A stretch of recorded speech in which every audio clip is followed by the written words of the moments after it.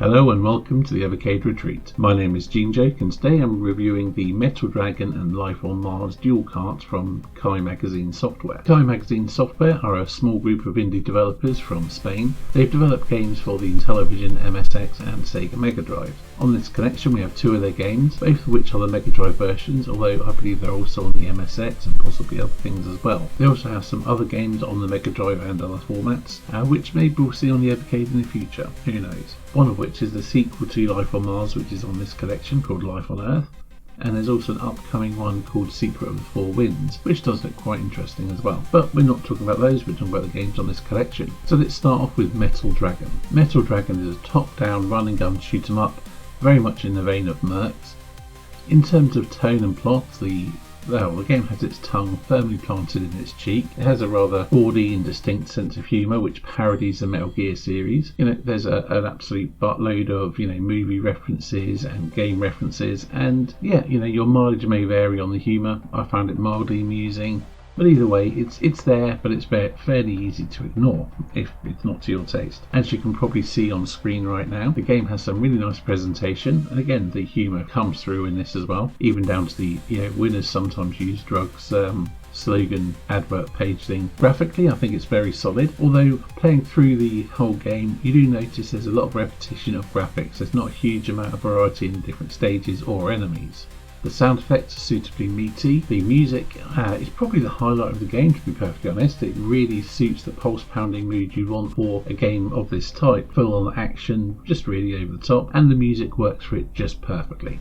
There are a number of difficulty levels. You've got your easy, your normal, and then you go on to hard and eventually nuts. That's what they call it in the game. And if you enjoy the game enough, want to keep playing it, it offers some value there. I believe to complete the game and get a good ending, you need to complete it without using the continue, which isn't particularly difficult when you're using save state. However, to beat the game without a continue without save states, now that would be a different matter. It gets quite challenging in places, especially on the higher difficulties. But again, your mileage for playing those may vary, because the gameplay itself, that for me is where it fell down. But before I go into that, just cover the controls. You've got a shoot button, which is just a rapid fire automatically. You have a grenade button, and you have a stand in place button. This allows you to stay in place and shoot in different directions, and that comes in really handy. Now, when you start playing the game, first thing you'll notice that the enemy bullets are very slow moving, and that's quite disappointing at first. You kind of would want it to be a bit more fast and furious, but even being slow when the screen is filled with them, it's an effort to dodge them. And I think it actually works for the gameplay. The way the game controls, not having twin stick style shooting means you dodge around a lot more, and that kind of leads to one of the problems I had with it. I found it didn't really flow that well as a game. You shoot and all that, but I found the dodging, the slow moving bullets, the way the enemy patterns work, it didn't quite come together in a fun way. It doesn't have anywhere near the satisfaction of Mercs or games like Outzone on the Tower Plan 3 and things like that. The moment to moment gameplay just wasn't as much fun as you might hope. Or at least it wasn't for me. The power-ups are quite fun. You take out certain enemies, you get different weapons, and they have ammo on them. You get things like a three-way shot, a sniper rifle, heavy weapon, and machine guns and things. There's a whole bunch of weapon upgrades. And again, they are quite fun. Another issue is some of the enemies are, I wouldn't say bullet spongy, but they maybe just take a little bit more killing than you might like. And it slows down the gameplay, and you're running in circles, dodging the bullets, trying to shoot the enemies.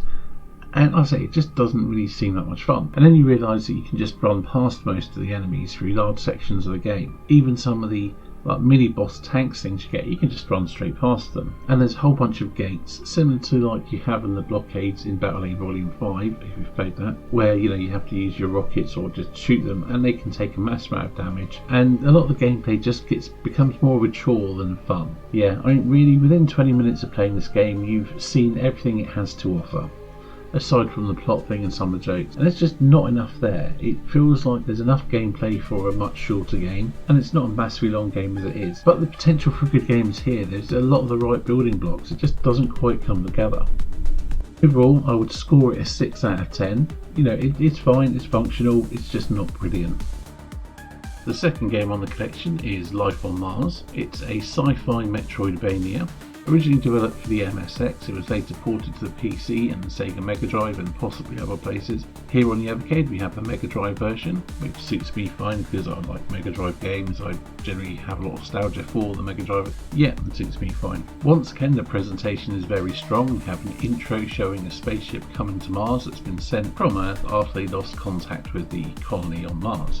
They send down a technician named Sam in an obvious nod to Metroid, one of the inspirations for the game, obviously. I mean, I did say it was a Metroidvania, didn't I? This intro really helps set the mood for the sci-fi adventure you're about to embark on. For the most part, the graphics are really good. Visually, it conveys a bleak sci-fi atmosphere, which really suits the sort of sci-fi horror vibe it's going for. This is further complemented by the music, which is very atmospheric. While it's not jaunty, happy tunes, it really suits what the game is going for, at least for the most part. There are a couple of tracks which seemed a little bit, but it certainly wasn't enough to ruin the atmosphere or take you out of the game, and just kind of noticed that the music was just more intense than the action that was going on, so it just seemed a little bit jarring. But moving back to the graphics, I did say for the most part they're very good and convey this atmosphere, and the main sort of industrial sort of sci-fi complex does look very good. The main sprite is well animated and moves pretty well. Most of the enemies look pretty good, although some are quite familiar, and from what I understand, some of the familiarity goes beyond just the sprites and is heavily inspired by the games that inspired it. Whether you are bothered by this level of inspiration, that's a personal thing, I suppose. However, there are some sprites in certain areas which don't look as good or in keeping with the overall feel of the rest of the game. The mechanical sprites and enemies and everything achieve quite a good look. However, when you get to a botanical area and there's some living plants and things, they just don't reach the same standard of quality as the other sprites. I'd go as far as to say they look more like placeholder sprites, and they're almost as if they never actually finished the design for them or finalised them, which is a shame, but again it's a fairly minor issue. Similarly, the final boss, which is rather large, but it also looks kind of pathetic really. The reason I mention these things is because of the polish of the rest of the game and how consistent the look is throughout otherwise. It makes these things stand out, these little shortcomings. And again, they're not a huge thing, they don't really deter from the gameplay or anything, but they do take you out of the moment a little bit. Similarly, when I mentioned about the tone of the game being kind of a sci-fi horror, quite bleak and serious in tone, that is true. However, some of the writing does take that, sort of undermines that tone. Although more serious in tone than Metal Dragon, there's definitely a touch of that sort of self-referential and comedic writing. In Metal Dragon it was kind of the tone of the game and it worked for it, to a degree at least. Here I just felt it undermined the tone that the game was achieving visually and sonically. These aren't huge issues, they're just things I noticed, and they just took me out of the game a little bit at the time. And this is an indie game, you don't necessarily expect the same level of polish as you would from a professionally published game. And for the most part they do a fantastic job of presentation, and a few bugbears aside, it is a genuinely good looking and sounding game. All that is well and good, but how does it play? Well, to be honest, the combat and shooting is a tiny bit clunky. The enemies are a bit bullet spongy. This is intentional at first because it encourages you to, collect items and power up your weapons. As the game progresses, enemies get tougher and you'll need to upgrade your weapons even further to, do a substantial amount of damage to them. So the problem persists throughout to some degree or another. But when you get things like the grenade and the flamer, it certainly gets a bit easier. But there's still a feeling at times that, enemies are a bit bullet spongy. Now this might not be a problem if the combat was a bit more fluid and fun. It's fine, it's not brilliant, it's not awful. It does its job, and when the game is leaning more into atmosphere and exploration, it's fine. But you do really notice it when the game is more action-packed. Not to mention the bosses are, they're not great. One boss that you face a couple of times is basically just a recolour of your character sprite. That's fine, I suppose, but the actual encounter isn't really that exciting, and that holds true for a lot of them. I've generally found either the bosses are over very quickly, you just do massive amounts of damage and wipe them out and it's over before you know it, or you reach them and you powered up your weapons enough or gotten the right things and you can't beat them, so you go and spend a bit of time grinding, collecting more energy cells, powering up your weapons, and then come back and it'll be over quickly. Even the ones that aren't over so quickly, the patterns aren't all that interesting, and it's more of a case of just following this fairly simple routine over until you beat it. And yet really the bosses aren't that impressive. But hey, they tried, and for the most part they do look fairly impressive.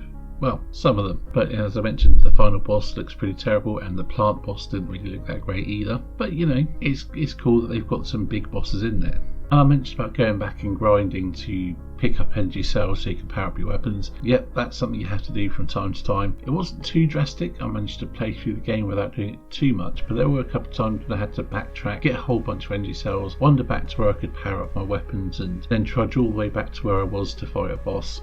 But it wasn't too bad. I didn't have to do it too much. Overall, I really enjoyed the atmosphere of the game. The gameplay was more than serviceable, good in places, a little bit creaky in others, but overall it was a pretty fun time. For about 2.5 hours anyway. It's a pretty short game, and I'm not sure there's much replay value unless you just want to experience the story again or the atmosphere, and that I can see happening. I probably will go back to it at some point. Overall, I would score Life of Mars a 7 out of 10. Taking the dual cart as a whole, well, I have to be honest, this is probably the weakest of the dual carts overall. I like what they're going for with these games, and they definitely show potential. The presentation is very good, the graphics and music are generally decent. At the end of the day, Kai Magazine Software are making new games for old systems, and I'm all for that. I like what they're doing, even if I'm not a huge fan of these games. I would like to see more from them on Evercade. Who knows what else they can produce. Life on Earth does look visually very impressive. I've heard it's a frustratingly tough game, and the Secret of the Four Winds looks quite interesting.